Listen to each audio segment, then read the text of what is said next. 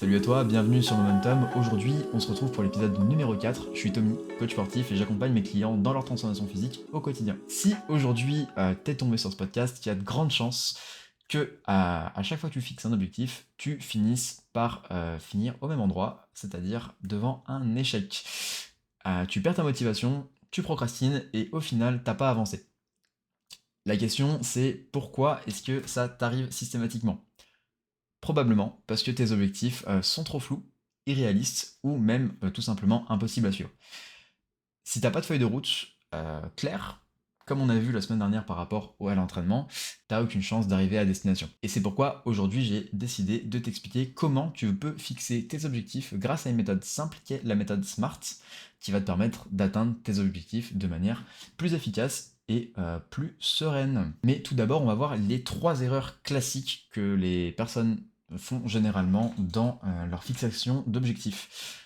Tout d'abord, se fixer un objectif qui est trop vague et trop large. On l'a vu en intro, généralement, les gens ont tendance à ne pas être spécifiques dans leur création d'objectifs.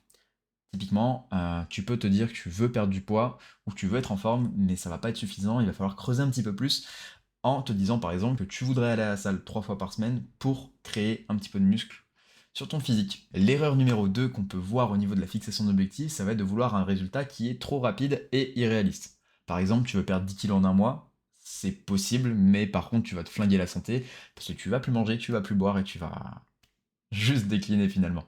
Un autre objectif que tu pourrais par exemple avoir, ça serait de construire du muscle et de prendre, je dis une bêtise, 5 kilos en un mois.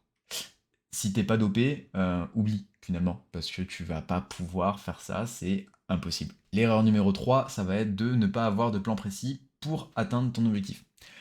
Dans l'idée, un objectif sans plan, c'est comme aller quelque part sans GPS, tu sais que tu vas te paumer. Essaye d'aller en Thaïlande à pied, mon pote, tu vas voir que ça va être compliqué. Et si tu veux vraiment avancer, il va te falloir un cadre. Et c'est exactement ce que va te proposer la méthode SMART. Et maintenant, je vais t'expliquer un petit peu comment fonctionne la méthode SMART en illustrant à partir d'un objectif simple, basique et très améliorable finalement, qui va être tout simplement je veux perdre du poids. Le problème là-dedans, c'est que ça va être trop flou, qu'on ne sait pas combien de poids tu veux perdre, on ne sait pas quel poids tu veux perdre, on ne sait pas en combien de temps, et surtout, on ne sait pas comment tu vas pouvoir y arriver. Du coup, tu l'auras vu, la méthode SMART se décline sur 5 facteurs, S, M, A, R et T, et on va commencer tout de suite en ajoutant la variable spécifique. Donc le S est la première lettre de ce joli mot qui est SMART. Un objectif trop vague, ça va être une excuse qui est parfaite pour procrastiner. Par exemple, là, on va passer de je veux perdre du poids à je veux perdre 5 kg de masse grasse. Maintenant, on sait exactement ce qu'on veut perdre, donc la masse grasse, et pas simplement du poids où on s'en fiche un petit peu de ce qu'on va perdre, mais on sait toujours pas comment, ni en combien de temps. Ensuite, on va ajouter le second point qui va être le M, donc mesurable. Si tu peux pas mesurer, tu peux pas savoir à quel point tu as avancé dans ta progression. Donc on va passer de je veux perdre 5 kilos de masse grasse à je veux perdre 5 kilos de masse grasse en me pesant chaque semaine, par exemple. Je te dis pas que c'est la meilleure des solutions, mais en tout cas, ça va pouvoir te permettre d'avoir, par la pesée régulière, d'avoir une façon de mesurer tes progrès. Mais, encore une fois, tu l'auras remarqué, il nous manque encore le comment et le délai. Ensuite, on a le A comme atteignable, et par exemple, vouloir aller à la salle 6 fois par semaine alors que tu n'as jamais mis un pied, tu sais que c'est le meilleur moyen d'échouer. Donc, on va passer encore une fois de cet objectif à je veux perdre 5 kilos de masse grasse en m'entraînant 3 fois par semaine et en ajustant mon alimentation. Là-dedans, on va préciser un petit peu comment tu vas atteindre ton objectif, donc par le sport et par l'alimentation, ce qui va le rendre un petit peu plus réaliste. Et maintenant, la question c'est est-ce qu'il est vraiment faisable? Parce que tu t'en doutes, si ton objectif est trop gros, tu vas vite te décourager. Donc du coup, c'est pour ça qu'on ajoute le facteur réaliste à l'équation. Donc, en précisant des actions concrètes. Comme par exemple, on pourrait ajouter de la combinaison de musculation, de cardio et un déficit calorique. Donc là, l'objectif donnerait plus quelque chose comme je veux perdre 5 kg de masse grasse en m'entraînant 3 fois par semaine, on va dire en faisant de la musculation et du cardio, et en suivant un déficit calorique qui va être adapté. Et finalement, il va te rester plus qu'à fixer une deadline claire.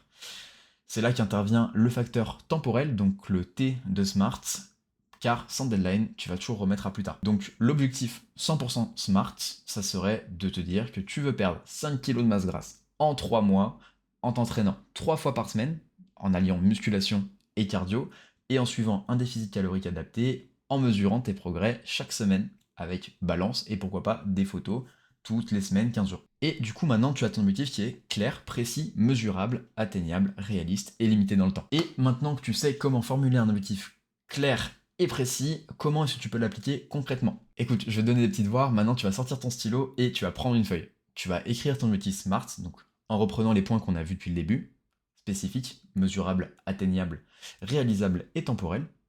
Puis ensuite, tu vas les découper en mini-objectifs hebdomadaires ou mensuels. À la suite de ça, tu vas essayer de suivre tes progrès, donc en notant des petits facteurs. Si c'est de la perte de poids, tu peux noter le poids que tu as perdu de manière hebdomadaire ou mensuelle, encore une fois.